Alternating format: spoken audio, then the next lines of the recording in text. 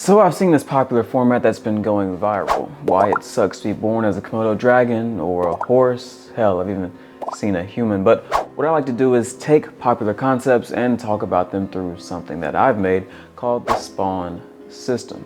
The Spawn system is sort of the magic system I created for my novel Spawn, and it works like this. Every human that is compatible with the Spawn system has the ability to render matter into real life.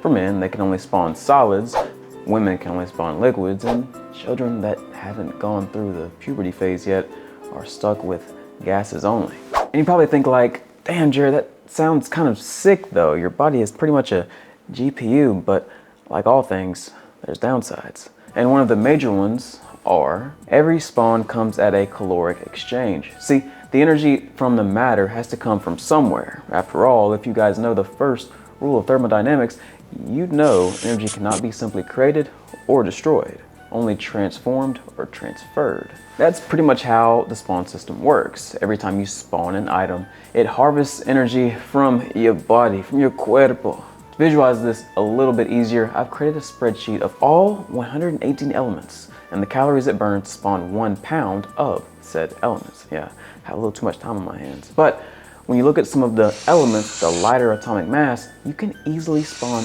oxygen without much difficulty. But want to spawn 10 pounds of gold, for example, it'll cost upwards to 800 calories, which is equivalent to an 8-mile run, something that a lot of y'all aren't doing. But, I mean, 10 pounds of gold is still pretty valuable, right? At its current value, that'd be worth around $250,000 at the sole exchange of a workout. But that's when it gets into the second reason.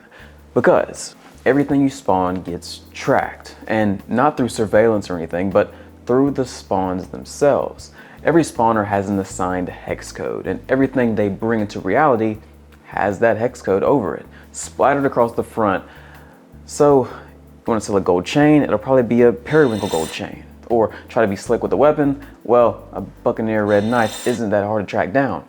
Or even with currency, until you see an astronaut blue as the base of it, it's not gonna work. I guess if you have the power to create anything, then I guess that's a pretty fair handicap, but if you have an actual handicap, good luck spawning at all, because you have to be a fairly astute polymath to be a proficient spawner, and here's what I mean. Because while every spawner has their set of physical attributes that they have, kind of like their rendering power, which is how much you can spawn at once, rendering speed, how fast you can create a spawn, and rendering distance, how far you can spawn, there are some mental gaps that need to be filled before those attributes even come into play. Firstly, whatever object you want to spawn, you need to know the atomic formula of that object, which, when you're getting into the specifics, limits your repertoire quickly if you don't know chemistry. Next is an understanding of geographical coordinates. Yo, low-key, if Rainbow was a spawner, he'd be OD, now that I'm thinking about it. But in order for the spawn system to register the location of your spawn, you need to communicate the latitude and longitude of the desired point. So if geography isn't your strong suit, precision drops are gonna be a pain point. Lastly, as if that wasn't enough, you need to know molecular geometry. Odds are you're not going to be creating basic shapes like it's a Blender tutorial. You want to create functional items that can be usable. That's where you need to understand the three-dimensional arrangement of atoms that you'd like to create. I mean, I was decent at geometry, but nah, I'd be cooked. However, there is another point to touch on, and that's the spawner's expectations. Like, remember the spreadsheet I referenced earlier in the video? Well, yeah, because that's just the energy exchange rates. That doesn't mean you'll be able to spawn them. Similar to real life, there's genetic limitations. Just like how I'll never be able to run a 4.440, or certain women will never be able to adopt that perfect hourglass shape no matter how hard they train. Bring that over to the spawn world where you might know the atomic formula for platinum or gold, but that's not a guarantee your body's going to be able to be up to snuff. Sad times. The moment you're born and identified as a spawner, your life path is pretty much sealed. Spawner assignments are determined by your genetics and mental attributes, which sounds cool until you realize it's not a choice. It's more of a mandate. Whether you like it or not, you're part of a global system where your worth is tied to how much matter you can render. For some, it's a gift. For some, it's a curse. Speaking of gifts, how do we feel about segregation? Anybody? Yeah, I thought we were over it too, but it's crept its way into this world as well. And here's what I mean. Depending on where you're born, being a spawner can either elevate you to the top of society or segregate you completely from society. In places like Boulder, for example, which is their version of Europe, spawners are kept separate from non-spawners, except for when chaos breaks out. Then you're suddenly the frontline regulator. Meanwhile, in Libertas, which is their version of America, spawners are fully integrated into society, but that integration comes with constant suspicion.